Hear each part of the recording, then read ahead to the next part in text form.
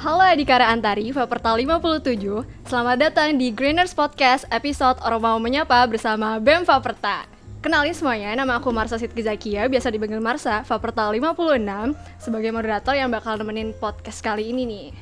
Di podcast kali ini kita bakal berbincang seluk-beluk BEM Faperta, dari akar sampai pokoknya semuanya bakal kita bahas kayak gitu, mulai dari gambaran umumnya, terus abis itu strukturnya, manfaatnya apa gitu kalau kita ikut BEM Faperta ini, semuanya bakal kita bahas tuntas di sini. Jadi ikutin terus podcast kita, jangan di skip, nonton terus ya. Oke, di podcast kali ini aku udah ditemenin nih sama narasumber dari BEM Faperta. Narasumbernya ini kece banget, mungkin langsung kita sapa aja kali ya.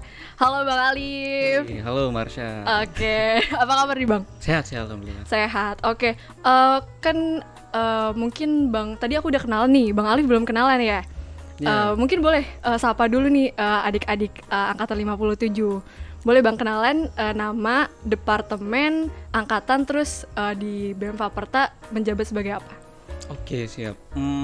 Halo teman-teman semuanya, kenalin nama aku Muhammad Nur Alif Rapi. Sebenarnya dari kecil sampai SMA dipanggilnya Alif ya, tapi semenjak kuliah di Bogor di IPB malah dipanggilnya Alif pakai P ya. Karena mungkin sini Sunda kali ya, jadi ya kita di mana bumi dipijak. Jadi dari F jadi P gitu. Iya, jadi di mana bumi dipijak, jadi di sana langit dijunjung lah ya. Jadi gak usah protes lah ya, dipanggil Alif terima aja gitu. Terima aja. Asalnya dari Sulawesi Selatan, dari Departemen Agronomi dan Hortikultura. Alhamdulillah di BEM periode 2020-2021 ini diamanahkan jadi wakil ketua BEM gitu. Wih, mantap teman-teman nih, yang kita undang di sini wakil BEM Faperta gitu ya. Jadi pasti ini ilmu-ilmu yang kita dapat kali ini juga sangat bagus dan sangat aktual kayak gitu. Oke, mungkin langsung aja kali ya Bang, kita ke inti dari podcastnya nih. Aku ada beberapa pertanyaan buat Bang Alif.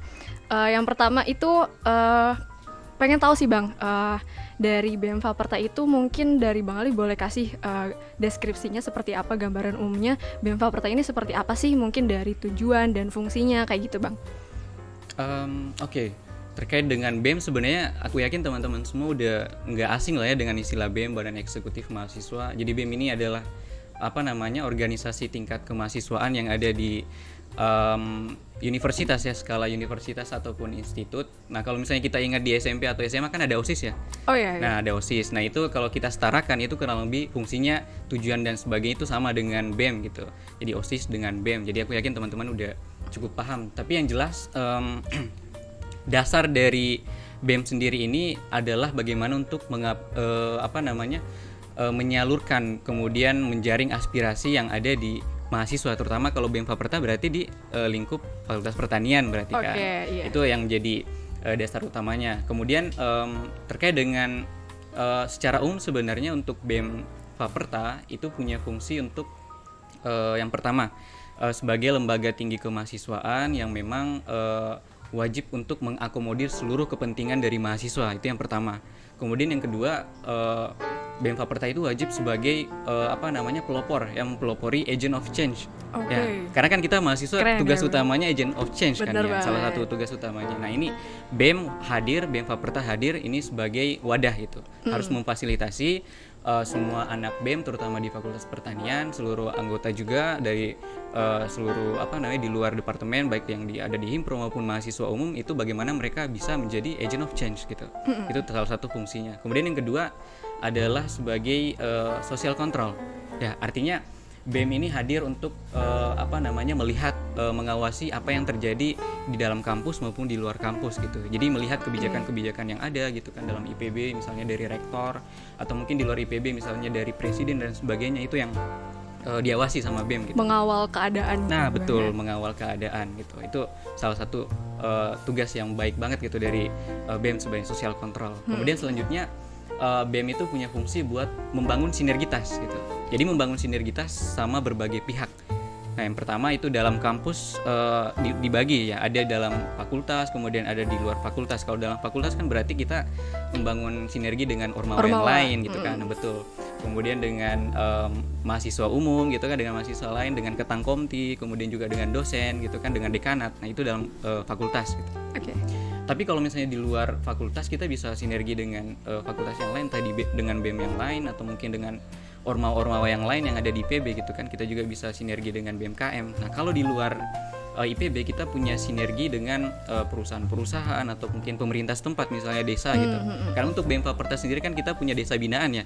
Oh desa iya. Binaan. Ya kan? Tahu kan Mas? Tahu. Apa namanya? Aku udah pernah ke situ. Ingat nggak namanya? Lentera ya? Desa binaannya? Sukaluyu. Iya, Sukaluyu. Nah, ya Marsha kan kemarin sempat ke sana. Iya, iya.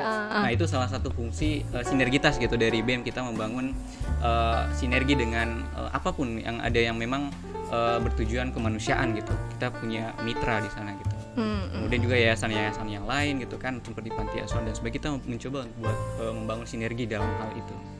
Nah, kemudian fungsi selanjutnya BEM itu wajib untuk menjaring dan mengumpulkan, mewadahi seluruh aspirasi gitu dari mahasiswa. Oke. Dalam hal ini aspirasi bukan cuma aspirasi pendapat, tapi aspirasi minat, bakat, kemudian juga aspirasi kebutuhan, itu semua yang kita wadahi gitu kan. Kita wadahi, kita kumpulkan, kita jaring, kemudian kita tindak lanjuti gitu.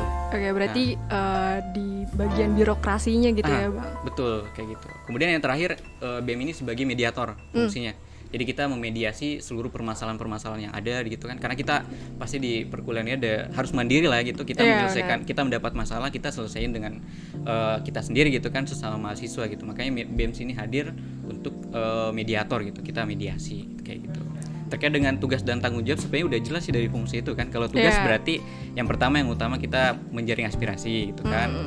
Kemudian setelah kita menjaring aspirasi, kita menyusun program, kita integrasikan seluruh program gitu kan. Nah, tanggung jawab kita adalah melaporkan semua kegiatan-kegiatan kita ke pihak-pihak terkait, misalnya ke DPM gitu. Kita berhak dan wajib gitu untuk melaporkan semua kegiatan kita gitu. Mungkin itu sih secara singkatnya kalau terkait fungsi. Oke. Ya guys, jadi kalau kita simpulin nih secara singkatnya nih, karena adik-adik juga baru masuk kan, masih maba gitu. Jadi singkatnya BEM ini kalau di SMA tuh OSIS-nya gitu. Kalau DPM tuh MPK-nya. Nah, betul. Itu segambarannya kayak gitu. Oke.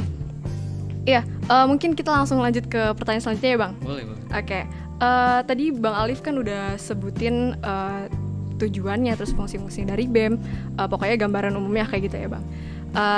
Dari aku penasaran sih, mungkin Bang Alif bisa jelasin nih Bang, struktur dari Ormawa BEM Faperta kayak gimana sih Bang? Divisinya apa aja, departemennya, bironya gitu. Oke, ini pertanyaan yang agak berat ya sebenarnya. Marsha bisa bantu aku kalau lupa ya. Takut lupa nyebutnya, ada banyak kan, ada kita banyak. Kita sama-sama di satu organisasi ternyata. Iya. Ya teman-teman, fun fact ya, ternyata aku juga BEM Faperta ini. Iya, sama-sama pimpinan ya. Oke. Jadi Marsha bisa bantu ya kalau aku lupa. Yang pertama tentunya di BEM Faperta sama dengan organisasi lainnya, kita ada BPH ya, ada 1 BPH, kemudian ada 3 biro ya, ada 3 biro, kemudian ada 7 departemen. Nah, mungkin buat teman-teman semua yang masih bingung perbedaan antara biro dan departemen ya, pasti banyak sih yang bingung. Kalau perbedaan secara mendasarnya sebenarnya, kalau biro itu dia lebih fokus ke masalah keinternalan BEM kalau biro. Iya, lebih membantu ya, membantu betul, departemen. Membantu keinternalan BEM. Sementara kalau departemen kita lebih ke luar gitu. Kita eksternal gitu kegiatannya kalau departemen. Nah, kalau biro di sini ada 3 tadi. Yang pertama tentunya ada dari biro internal gitu kan, kemudian ada biro bisnis dan kemitraan, kemudian ada biro Diskominfo ya, riset komunikasi dan informasi gitu kan. Iya, betul. Nah, ini penting banget ya kayaknya sekarang untuk media-media dari Diskominfo sekarang kayaknya tiap hari gawe terus ya. Banget. Jadi aku Diskominfo guys. Ini udah ketahuan. Di online gini ya, kan kita pasti selalu memanfaatkan media sosial gitu ya Bang. Jadi nggak bakal lepas itu. Sekarang kan ini ya, betul bagian banget, dari media. Podcast ini. Nah, kemudian departemen ya, ada 7 departemen ya.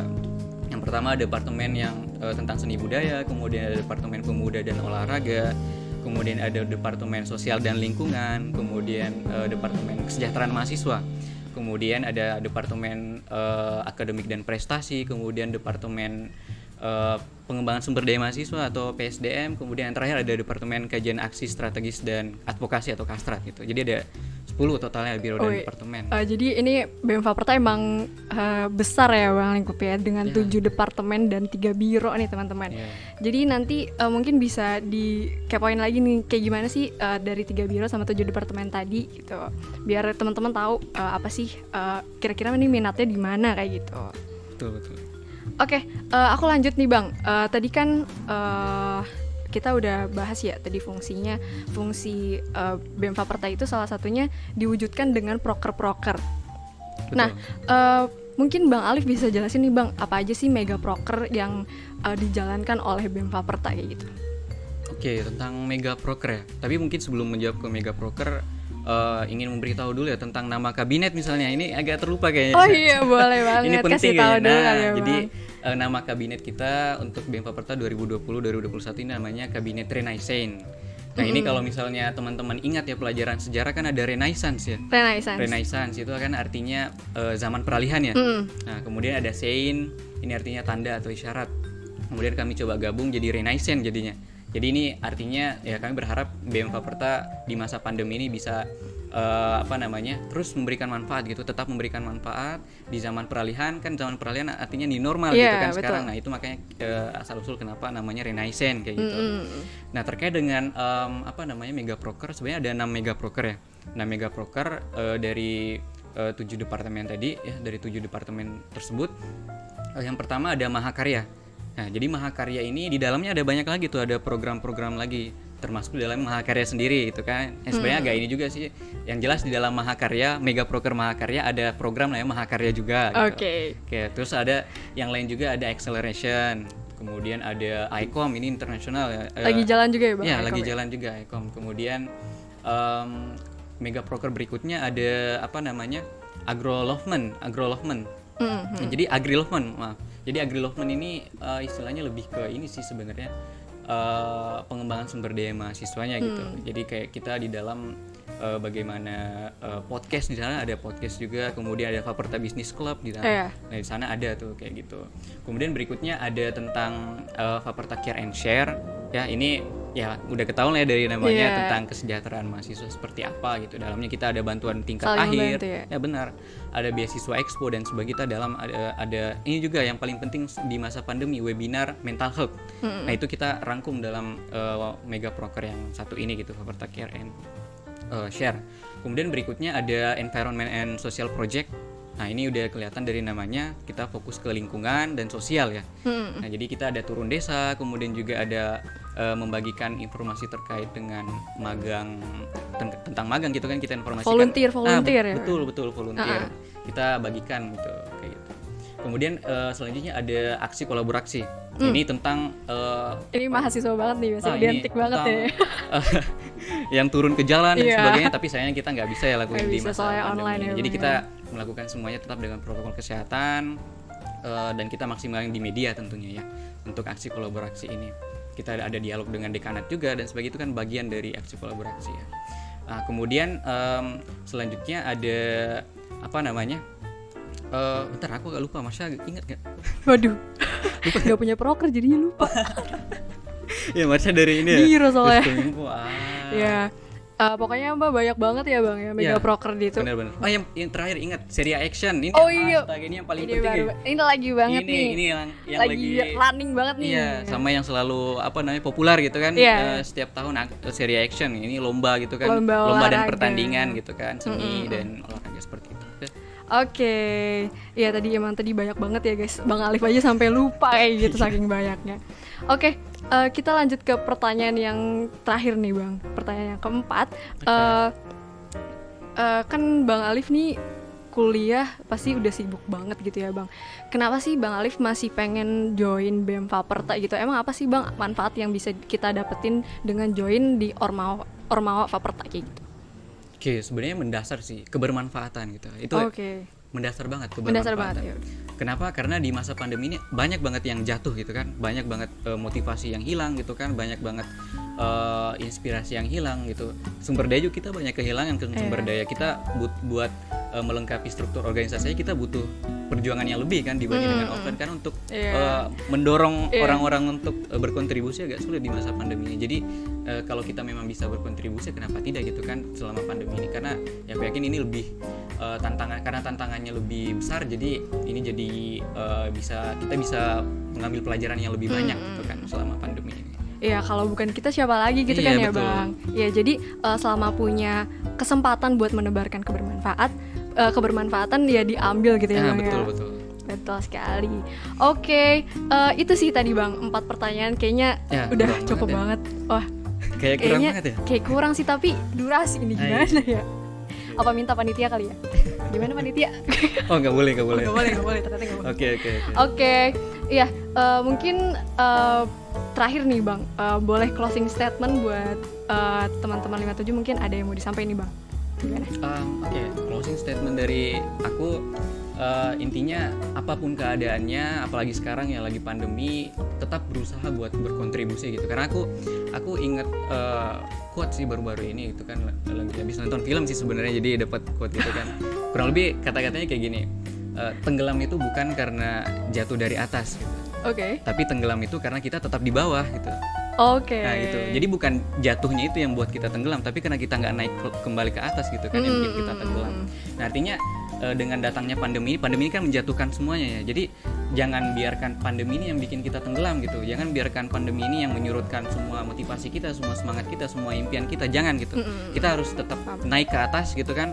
Melawan pandemi ini kita lakukan apa yang ingin kita lakukan, kita capai mimpi-mimpi kita gitu melalui misalnya mengikuti Ormawa misalnya kan. Ormawa, apapun Ormawanya gitu, mau di BEM, mau di DP, mau di Himpro atau mungkin di luar Faperta juga nggak masalah, yang penting itu tetap beraktivitas bermanfaat untuk sekitar kayak gitu kurang lebih. Iya, jadi kalau udah tenggelam nih jangan mau tenggelam aja gitu, usaha buat naik gitu teman-teman, gitu. Apapun kondisinya kayak gitu. Oke, dengan selesainya nih closing statement dari Bang Alif, maka selesai juga nih podcast kita kali ini. Sayang banget ya sebentar, tapi karena emang waktunya sudah habis, jadi kita sudahkan saja. Sebelumnya aku mau ngucapin makasih banget nih ke Bang Alif, udah mau jadi narasumber kita pada podcast kali ini. Makasih juga. Iya, makasih juga nih buat teman-teman di Karaan Tarif Faperta 57 yang udah nonton podcast ini sampai selesai. Makasih juga buat seluruh panitia yang udah menyukseskan podcast kali ini. Jadi kece banget nih podcastnya kayak gitu. Oke, segitu aja podcast kali ini saya cukupkan. Mohon maaf bila banyak kesalahan dan kekurangan. Stay happy and healthy. Dadah, sampai jumpa.